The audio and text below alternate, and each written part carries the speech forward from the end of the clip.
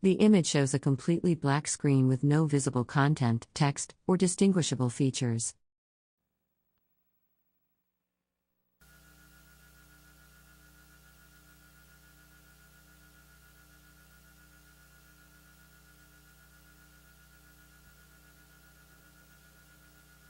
Good afternoon, ladies and gentlemen.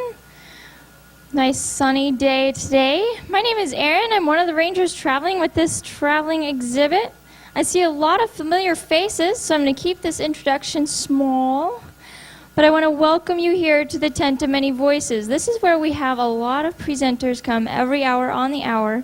And if you're interested in knowing the rest of the week's schedule, we have schedules on the black boxes that hold the speakers on each side of our tent. So you're welcome to take a look at those. And at the top of this hour, Dr. Oland Swigan is here from Washington State University to share Sacagawea, cultural identity theft. So let's give him a nice warm welcome. A person wearing a tan cowboy hat and gray uniform shirt with a patch stands at a podium holding a microphone and papers. They face left in profile. A banner behind them reads partial text about agriculture and service.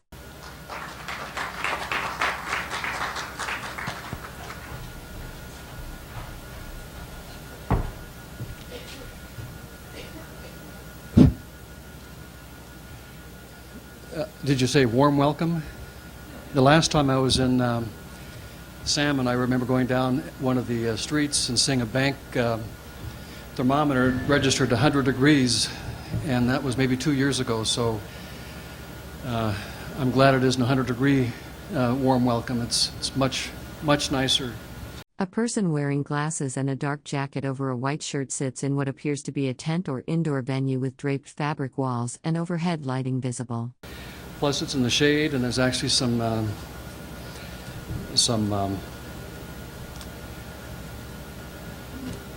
breeze here. Well, listen, I want to begin by doing a bit of background to bring you around. But it is a short paper.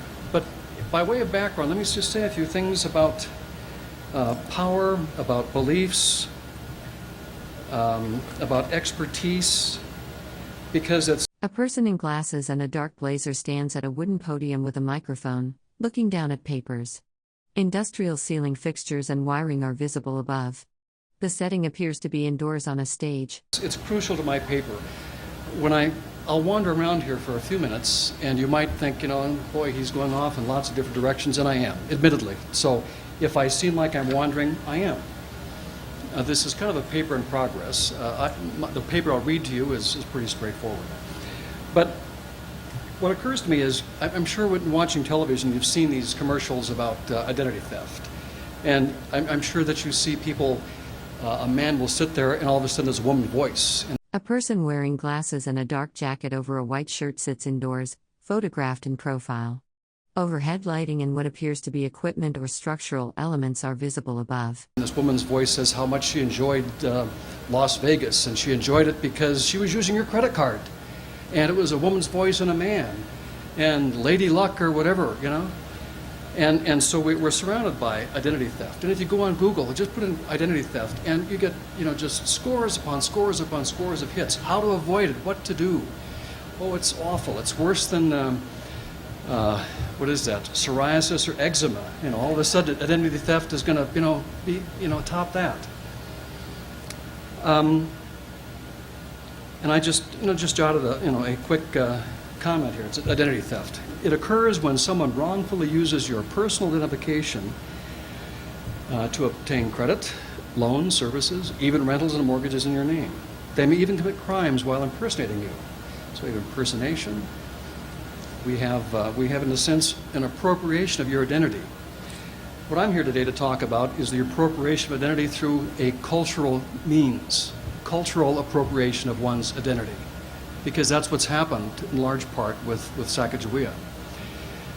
I commend you all for being here because what you see here is a Lemhi version of who Sacagawea is. And you notice that I'm saying Sacagawea, I'm not saying Sacagawea. If we're up in North Dakota at Fort Berthold, you'd be hearing everyone saying Sacagawea, or some guttural form of that. I don't. And I'm here to ask us, how do we form our beliefs about who Sacagawea is. A person wearing glasses and a dark blazer over a cream-colored shirt stands at a microphone on a small stage. Industrial lighting fixtures and black cables are visible overhead. The person gestures with one hand while looking toward the camera. What goes into this? And when you ask yourself, how do you form a belief, let's just kind of ask ourselves. I mean, some of these things are pretty self-evident, but let's give a couple of comments. We form beliefs maybe two ways. If there's a divine stroke of inspiration, that might be a third way. But generally speaking, in the rest of the world, there are two ways. Generally, it's a self-generated form where we go through experience. We experience something, and maybe we learn our multiplication tables, and we go through back and forth, and we experience them, we come away, and we understand them, and then we reflect on them, we think about them. And so after we experience something, and after we reflect and think and consider and ponder, we form beliefs. And those beliefs probably... A person wearing glasses and a dark blazer over a cream-colored shirt stands at a microphone, gesturing with one hand while speaking. Metal lighting rigs with wires hang above against a dark background. They're the ones that are the most important to us because they come to us without a filter. They come to us directly. They don't come to us from somebody else. But those are the ones that are probably the minority. Most of our beliefs, and I'm going to hammer at these. Most of our beliefs are externally generated beliefs. And I'm going to look like I'm accusing you of being filled with nothing but externally generated. I have lots of them myself, so I don't want you to think that I'm, trying to act holier than thou in this case. But when we talk about externally generated beliefs, what we tend to talk about are beliefs that we learn from somebody else. A belief we learn from an expert. The ones that would resonate the most probably for some of you might be Dr. Phil. Dr. Phil. Well, Dr. Phil said such and such. Has to be true. My gosh, he's got this big program. He carries himself wonderfully. He's well-spoken. He's charismatic. He's got to be right. He's got a degree. My heavens. Or maybe it's Judge Judy.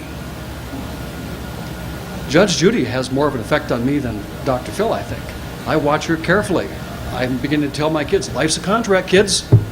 Talk to Dr. Judy, or Judge Judy. For some of you, it might be Dr. Laura. If you're riding down the road in your car, you might listen to Dr. Laura. Or maybe it's Oprah. Or maybe some of these other experts are doctors. Maybe they're lawyers. Maybe they're accountants. You ever do something opposite of what the accountant told you to do? No takers? Wise. Or if you do, keep it to yourself and you got away with it, right? Accountant says, yeah, that's a good deduction, or that isn't. I don't say, I want to see the rule book. I take it. I take him at his or her word. A number of things. I mean, in terms of, doctor, lawyer, a banker. Or if someone is talking to you about financial assistance, you go in and ask them for their advice, A person wearing glasses, a dark jacket, and a cream-colored shirt stands at a microphone with papers in hand, gesturing while speaking. Industrial ceiling fixtures and wiring are visible overhead. What should I put in the stock market, or should I put it in mutual funds? And how old are you? And, well, I think that given your age and your income, this is best. And you walk away and you do it. You're using them as the expert. The other way that we deal with externally generated beliefs has to do with authority. Authority. And we're getting close to my paper now. Many times, a person wearing glasses, a dark jacket, and a white shirt stands at a wooden podium with a microphone, holding papers. They appear to be speaking or preparing to speak at an indoor event with a dark background. We tend to believe someone because of their authority. It might be their position. It might be their charismatic power. In many cases, we really don't ask them for proof. We simply take them at their word. We could peel things back and check out the accountant. We can peel things back and check out the doctor. We can get a second opinion. Those are pretty common. But when it comes to authority, you kind of don't. What's an example of authority? A manager. A person wearing glasses and a dark blazer stands at a wooden podium with a microphone, holding papers. They gesture with one hand while adjusting their glasses. The podium displays a seal reading Core of Discovery. Stage lighting and rigging are visible overhead. I have a manager. My manager is my department chair and my dean. And when they say, do this, I generally just do it.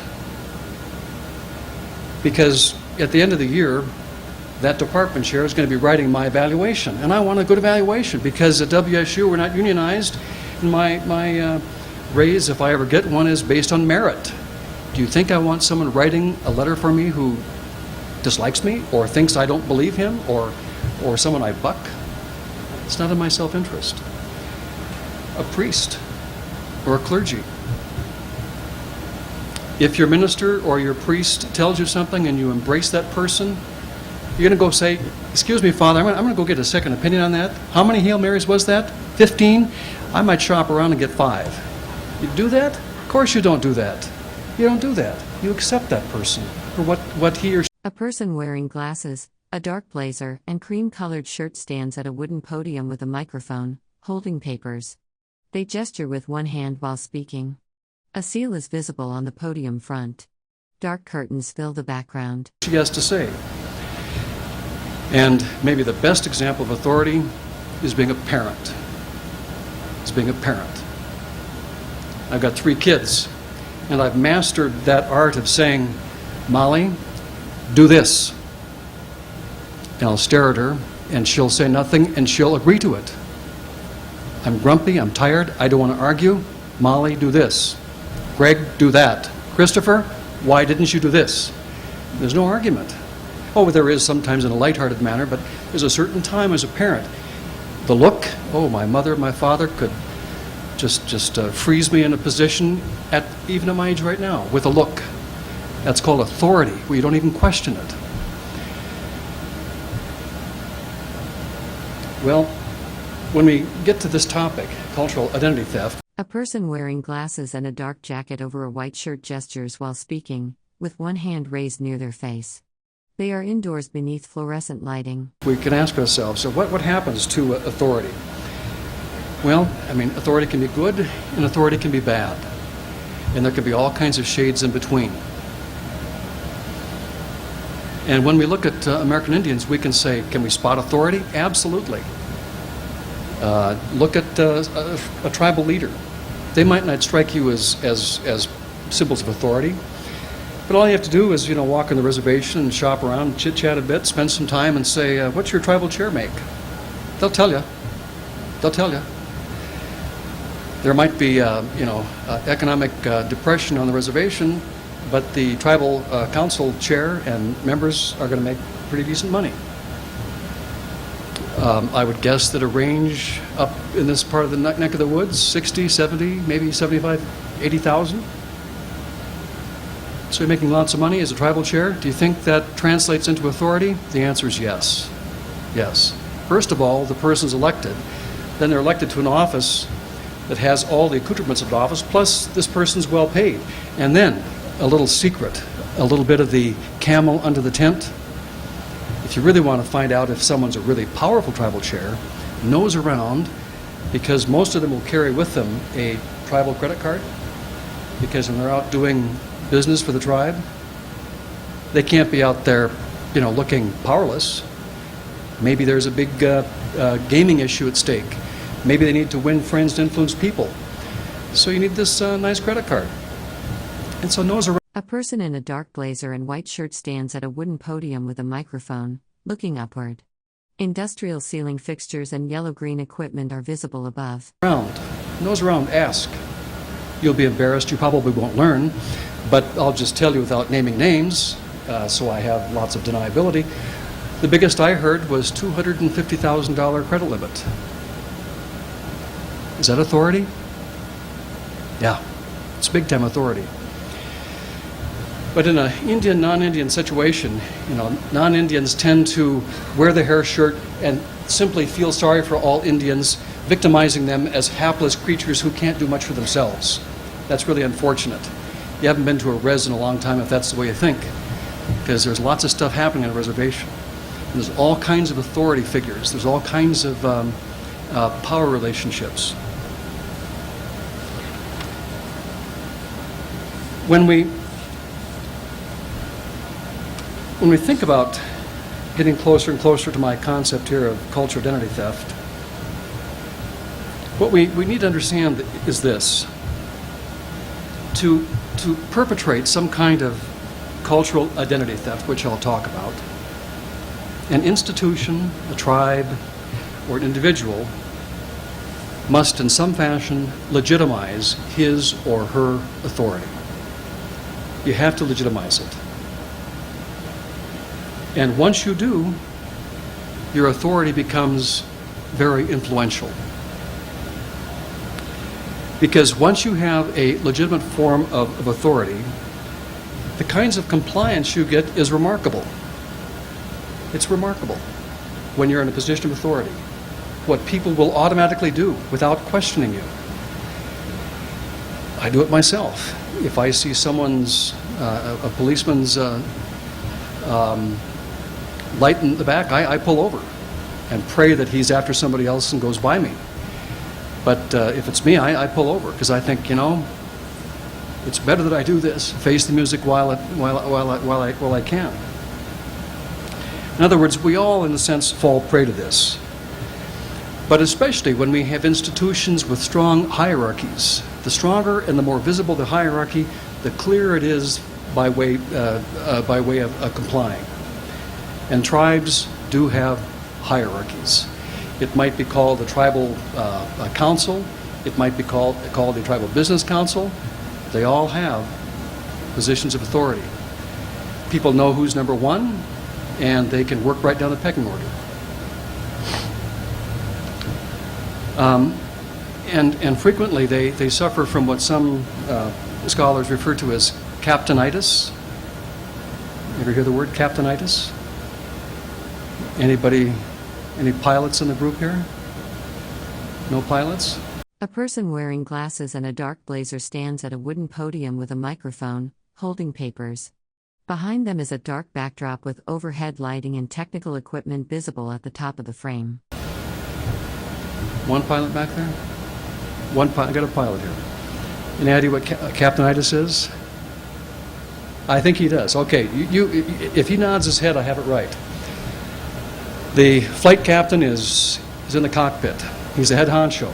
You can tell it, the way he dresses, the way he walks, right? Sure. Anybody can spot him, a mile off. They make lots of money, they're in charge of the craft. And so if the pilot decides to make a decision that's faulty, does his co-pilot or navigator or anybody else rush up and say, "Captain, I'm afraid you're making a mistake"? Do they do that? They don't do that. How come? He's the captain. He's the captain.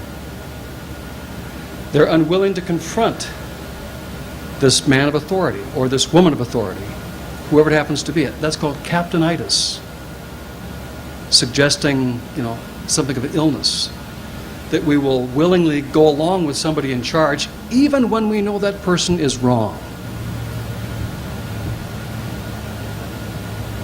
A couple of other scholars have talked about what they like to call the symbols of authority, and they like to use 3 T's: titles, tailors, and tones.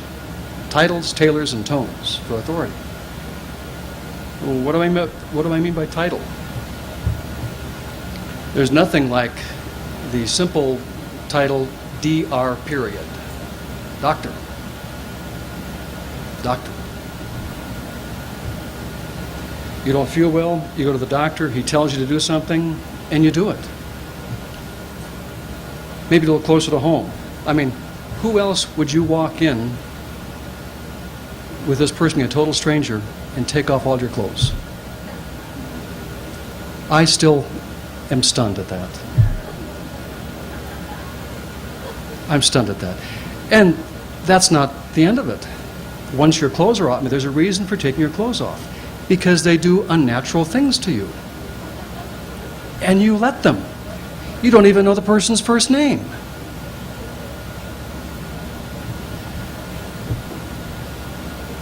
That's called authority. And nurses, I mean, some doctors just make a reputation of being total jerks and having nurses run around doing whatever this, crazy doctor wants done. We also can talk about tailors. Uniformed personnel have a real impact on us. You got 1, 2, 3, 4. If these people told you to up and evacuate the room, would you do it just like that? You do it quicker for them than you would. A person wearing glasses and a dark blazer stands at a wooden podium with a microphone, holding papers. Industrial ceiling fixtures with fluorescent lighting are visible above against a dark background. For me, if they said, ladies and gentlemen, we've had a technical difficulty and we want this room vacated, please vacate now, you'd be up and out of here in 30 seconds. Because these people wear uniforms, they're in charge. They introduced me. I'd do what they say too. I'd be off this thing quick as a flash. Remember Dick Morris? Remember the fellow that used to be buddies with President Clinton? Now we see him in Fox News. He crossed over, right? Dick Morris, the political guy, he got himself in a little bit of trouble too. Dick Morris is the fellow who persuaded President Clinton to give up those dapper, light-colored suits. Remember when Clinton would appear in kind of a light tan or a light brown suit, sometimes real colorful ties?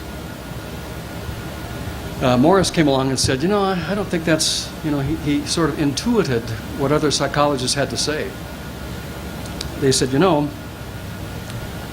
a study was done, and when a man was wearing a blue suit and a red tie and jaywalked, people were 3.5 times more willing to follow the jaywalker wearing the blue suit and red tie as compared to the person in casual street clothes. What the blue suit said was, follow me. And so what happened with Clinton? Gave up his, dapper tan and flowered ties and went blue suit and tie. You won't look at the president the same way. When he really wants to command respect, take a look at what he's wearing.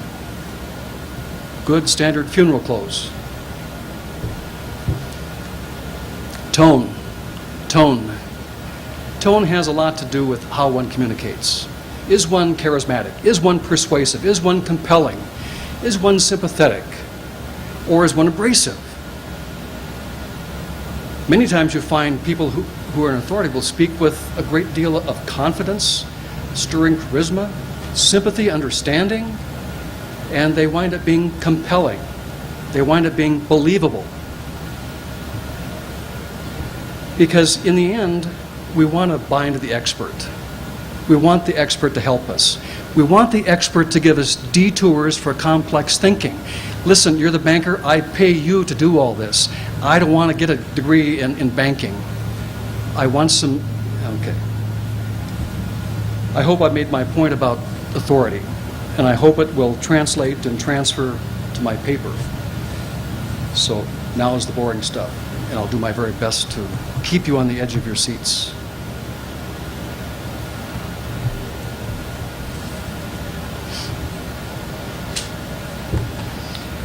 And in times like this, I have a PowerPoint and I forget what's on it, so it'll be kind of, I know what's on it, but for whatever reason, when I get up in a group like this, I don't have a clue. What we have here is the Lemhi Shoshone Aboriginal Territory. And if you'll... A person in a dark blue shirt sits indoors. Above them, a metallic rod with yellow-green lights is visible against a gray ceiling. Another person's arm appears at the edge of the frame on the left.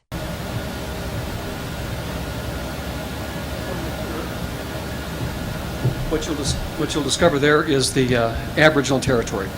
This is the territory, by and large, which the Lemhis were eventually compensated by the Indian Claims Commission, late 60s, early 1970s. A claim which, in their case, was $4.5 million. I may talk about that later on, so keep that figure in mind. And what this does is just bring you up to date on where we are here, and you'll I hope you can you see that, or is it too small? See it okay? What you'll see is a location based right on where we are. This is good meat and potatoes Lewis and Clark stuff, because it brings you right where we are right now. We get you into Lemhi Pass, Lost Trail, Toby, Lemhi, Sacagawea, Lewis and Clark. I mean, if you're into this, you should have goosebumps right now looking at that map, because that's where all this happens. If you look to your far right, you'll see three forks of the Missouri.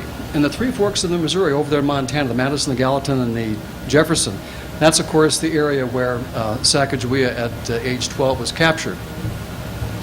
So this is an important story to us. And this map was around 1805, thereabouts. I'll come back to that. Like I said, I put this together, but each time it's kind of a surprise to me. So, in the February 16th, 1996 edition of the Idaho Statesman, Lemhi leader Rod Arrowhite asked a question that underlies the importance of my paper presentation. Quote, "The government is going to spend $1 million to reintroduce the wolf and the salmon. What about reintroducing the people?" he asked. Referring to Tendoy Field, and I hope that you go take a look at this if you can, an ancestral site southeast of Salmon, Arrowhite declared that these are our sacred sites, our Arlington National Cemetery. With these words, Arrowhite and the Fort Lemhi Indian community inaugurated its efforts to restore federal recognition for the Lemhi people, whose aboriginal homelands lay 200 miles north of their present location in or at the Fort Hall Indian Reservation right near Pocatello. On February 12, 1875, President Grant established a 100 square mile executive order reservation for the Lemhi people in the Lemhi Valley, right here. It's the first time I was able to do that, reading this paper, right here. Known as the Lemhi Valley Indian Reservation, the executive order established the reserve for, quote, A person wearing glasses, a dark blazer, and white shirt stands at a wooden podium with a microphone, reading from papers. Behind them is a metal pipe structure with stage lighting and black backdrop. The exclusive use of the mixed tribes of Shoshone, Bannock, and Sheep-Eater Indians, the Agadikas and the Tukadikas and the Bannocks. Almost from the outset, the government, federal government, and local residents began efforts to rescind the executive order reservation. The president had barely allowed the ink to dry, and people in the federal government and people out here, the few settlers who were out here, opposed it. So it was under fire from day one. They ultimately succeeded in 1905. There's a long story here, I'm truncating this tremendously.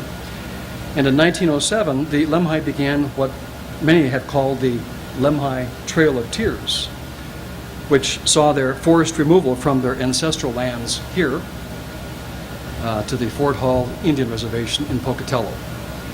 Now, I'm cautious about making comparisons, but I mean, let me just ask the question. Would you rather have some property around Salmon, or would you rather live in Pocatello?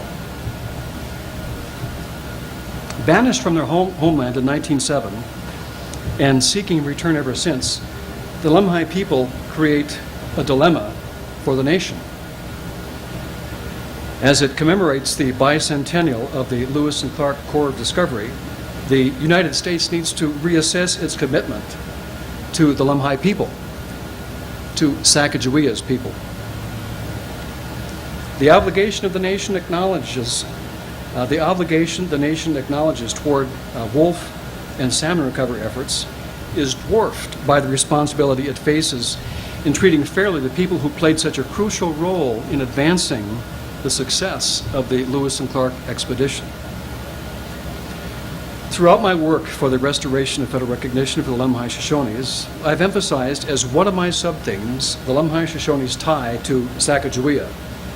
Her origins as an Agadika born near Salmon, Idaho, my argument goes, is one more compelling reason for the federal government to restore to the Lemhi Shoshones federal recognition. Salmon River country is where she was born and raised, and it was from that region that she was kidnapped at age 12. But as the nation moves further into this bicentennial business, it has become apparent that the Lemhi Shoshones, the people who raised her until she was 12, have been overlooked, ignored, and disparaged by a host of people, not the least of whom are other American Indian people. Meanwhile, non-Indian academics, people I hang out with, have either knowingly or unwittingly damaged the historical understanding of Sacagawea by trivializing her. They do so by focusing on the princess theme, by wrapping their rhetoric into myth and legend genre, and by a person in a dark jacket and white shirt sits at a table indoors, holding papers. The setting appears to be a presentation or interview space with overhead lighting visible above. Concentrating on how this kidnapped woman gave her blessing to the march of westward expansion by accompanying Lewis and Clark. I mean, she's kidnapped. They probably killed her mother. Took her off to North Dakota. And then we are blaming her for coming along and giving the Indian blessing to westward migration, westward expansion. That doesn't make any sense. We academics are much too pleased with ourselves as we smugly poke fun and over again at, say, Donna Reed in her 1955 performance in The Far Horizons. We look back at this and again we again poke fun and Sacagawea is trivialized and seen as unimportant and an adornment, an accoutrement. And we also refer to her as Superwoman, or maybe the Madonna of the Trail. One of Sacagawea's many monikers, one of many labels, quote, "The ultimate American history mystery woman is loaded with drama, but ultimately clever, dismissive cliches as this diminish this woman's importance. This is, after all, much more fun and much safer for non-Indians than stepping into the quarrel and using historical and cultural methodologies to offer an academic assessment. We don't want to do that." But even more damaging than pompous academic cleverness and cunning is the discord that exists in Indian country over Sacagawea's identity, which academics and non-academics alike virtually ignore. We think it's an Indian problem.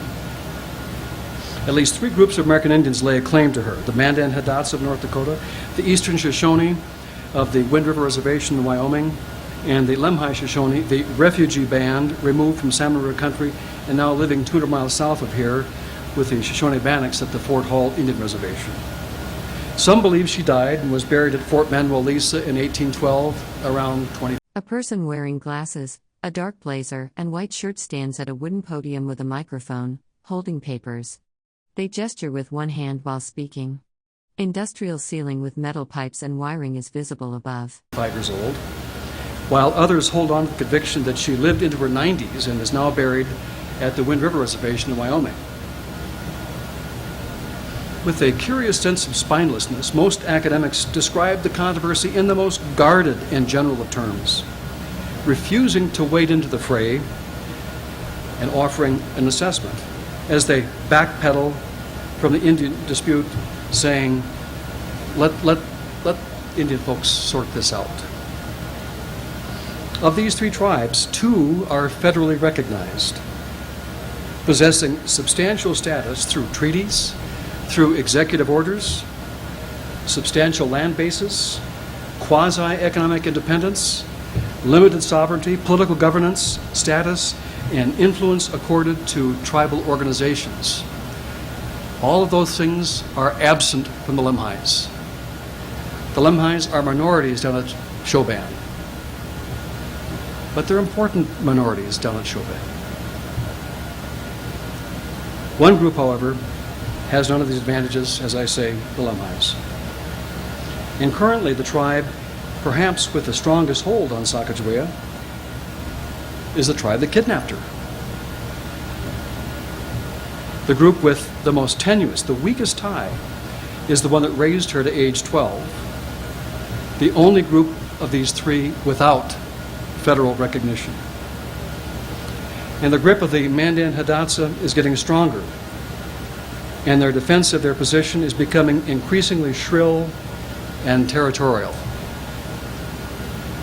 I was going through some of my stuff. I've got a little bag from some of the Hidatsas, and I don't have the bag with me, but little pencils, little promotional things. Just a pencil.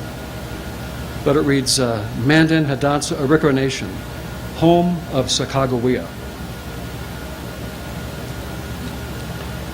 If there were Lemhis in the group here, they'd grimace, they'd groan. They'd be troubled by that. For example,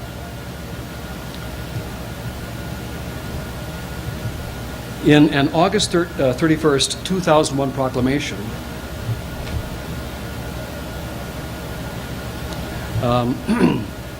the Mandan Hidatsa and Arikara Nation proclaimed the oral history of the Hidatsa origin of Sacagawea to be the official position of the tribes.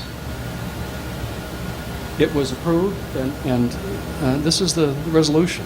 It's very carefully written out, about 9 points to it, and if you take a look at the bottom, it's signed by the tribal council. Prominently displayed is Tex Hall. A person wearing glasses and a dark blazer stands at a wooden podium with a microphone, holding papers. Industrial ceiling with metal pipes and yellow clips is visible above against a dark background. It was approved by the Tribal Business Council of the 3 affiliated tribes of the Fort Berthold Indian Reservation in North Dakota. Many of the 9 points in the proclamation are standard claims that few people would refute, but 2 points in particular elicit a strong negative reaction because they fly in the face of history and culture, and because they reject out of hand any other Indian and non-Indian perspective. Point 3 reads in this fashion: the contributions of our ancestors, Hidatsas, to the success of the expedition have largely been overshadowed by the legend of Sacagawea as a Shoshone captive. What's that saying? That's shorthand. That's a nuanced suggestion that this business of her being a captive is a legend. And I've heard, I'll hustle. I've heard people even say that she was really captured by the Lemhis and that they were just going back to pick her up. Next, we see that it also says, it is the duty and responsibility of the Tribal Business Council to affirm and uphold the history and culture and traditions of their membership in order to strengthen the cultural identity of all members. And for members of the Mandan, Hidatsa, and so on to accept the United States history widely held belief that Sacagawea was a Shoshone is to deny the words and oral history of our ancestors. The proclamation was signed by Tex Hall and 6 other members.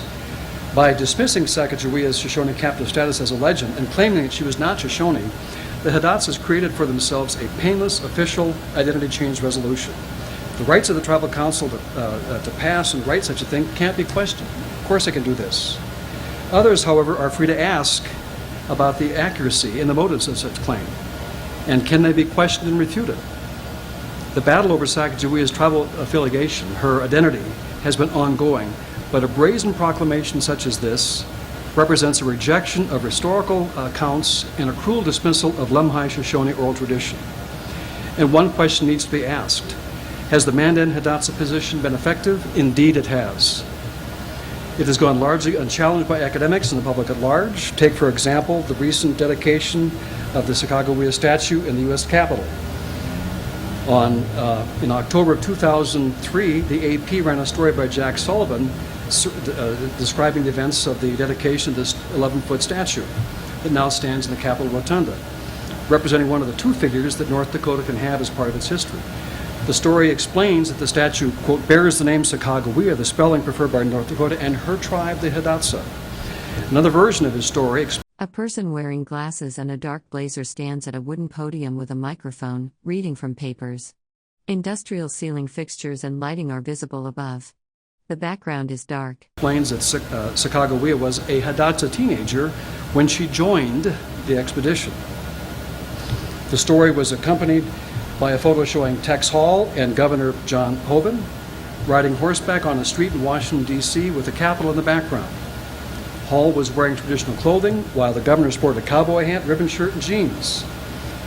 Senate Majority Leader Bill Frist and House Speaker Dennis Hastert officially accepted the statue on behalf of Congress.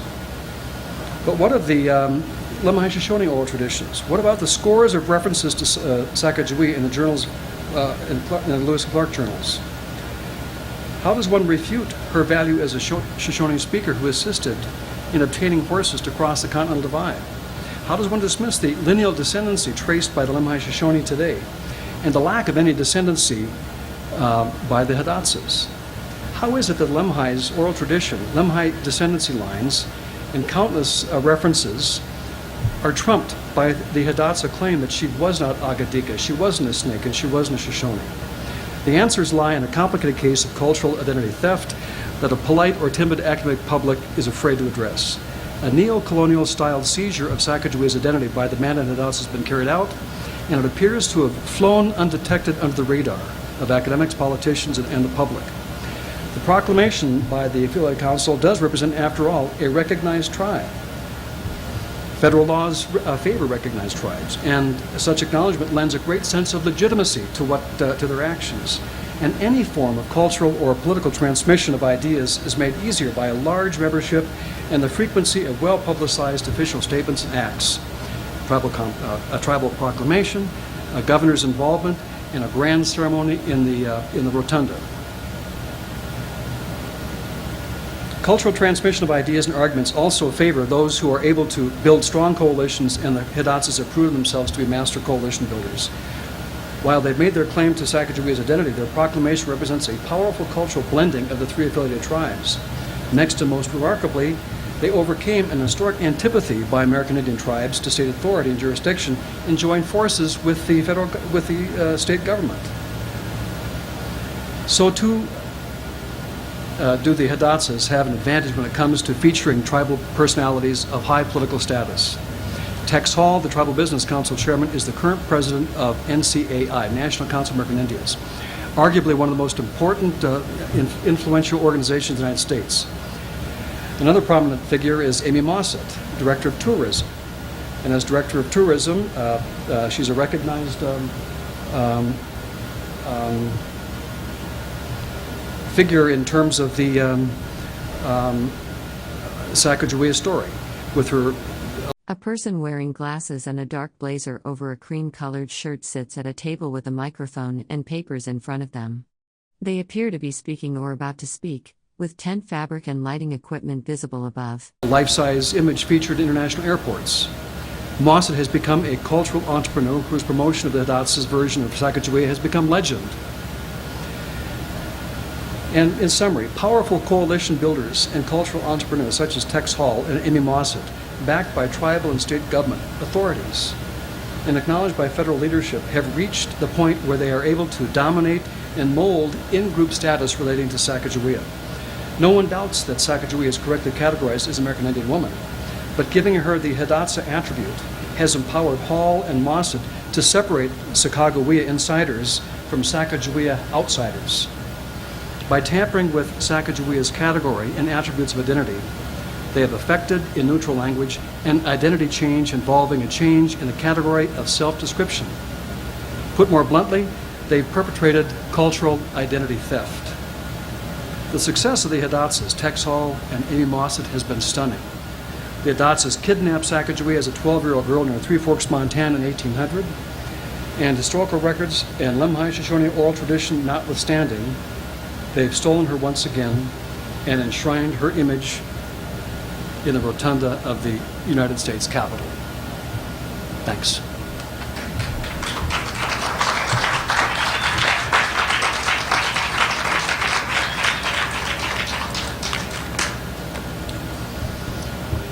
If there are questions, I'd be happy to Please put your stammer my way hand up through. so we can all hear your questions.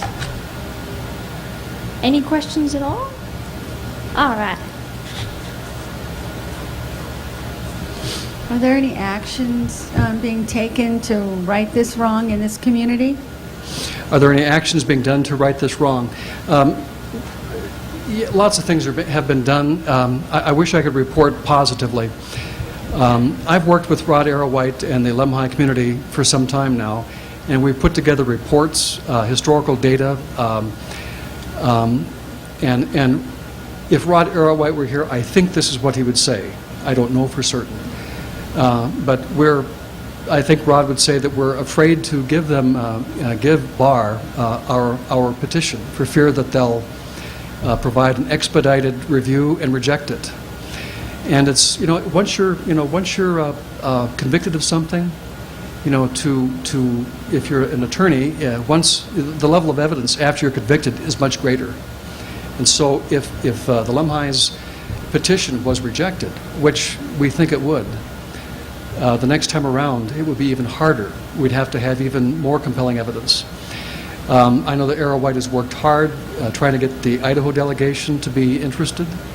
He's worked with a number of other organizations. And A person wearing glasses and a dark blazer with a cream-colored shirt speaks at a microphone while holding papers.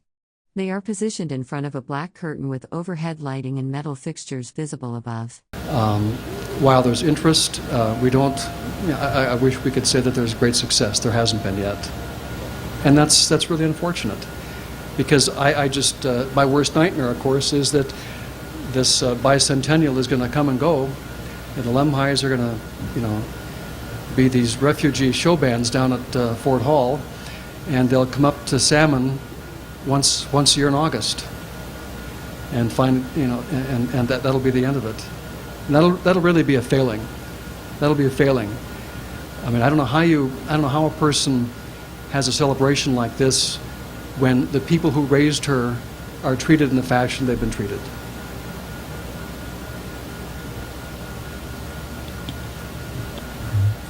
A person wearing glasses and a cream-colored shirt sits at a table with a microphone and papers in front of them. They appear to be at an indoor event with black fabric backdrop and overhead lighting visible. I'm a student at Boise State University. Is there any kind of road or action or anything that students could get involved in to support the Lemhis? You bet. There's lots of things you can do. First thing, if you have internet in your motel tonight, or when you go back to Boise State, go to Google and hit Lemhi-Shoshone.com. And there's a website that young Mr. Kel Arrowhite has put together. It's really quite a nice website. And there are things you can do there. I mean, you can read about the activities, and there's a petition that if you scroll down, and you can affix your name to this petition. But there are just other things a person can do too. I mean, letters to influential people. Maybe you play golf with Simplot. I don't know. Maybe you know somebody with lots of power, influence, and authority. Because authority is what the Lemhis have. They don't have it. They don't have buddies like the governor. They aren't off, hanging out with Bill Frist and Dennis Hastert. It's tough to find a Lemhi quoted in D.C. But there's lots of Hidatsas, lots of show bands, lots of other recognized Indians who have no tie to Lemhi Shoshones. So,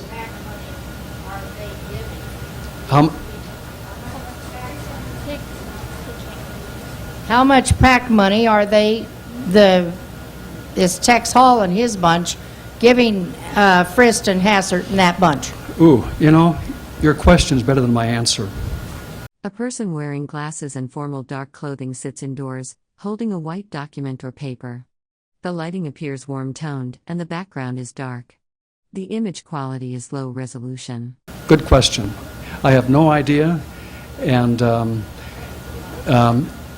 listen, Tex Hall's an important guy. He's an important man. He has a lot of authority. When you want to be important in Indian country, invite Tex Hall out and hobnob. If you want Indian voters to vote for you, bring Tex Hall out. Yeah, there's a fat cat political arrangement there. I believe there is. You don't see people trotting out the Arrowites, or the Tendoys, or the George sisters. These people are pretty much forgotten. And are the show bands helping? Have you read the newspaper where the show bands have said, by golly, we want the Lemhi Shoshones to be recognized? Haven't seen it yet, folks. Do you want to know why? If there's any money that's going to come out of the salmon recovery dollars for the Shoshone Bannocks, you know who that salmon recovery dollar flows through? Lemhi Shoshones.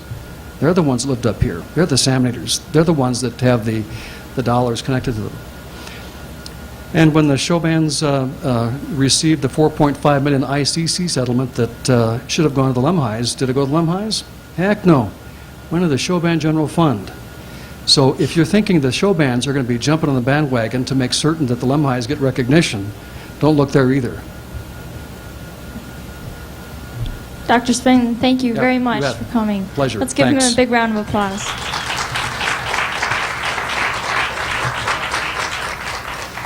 If you have any other questions to address to Dr. Swigan, you're welcome to address him in the back of the tent. In the meantime, we're going to set up for our next program. Mrs. Gilman's going to be here to talk about the gifts of the Shoshone, so stick around for that one.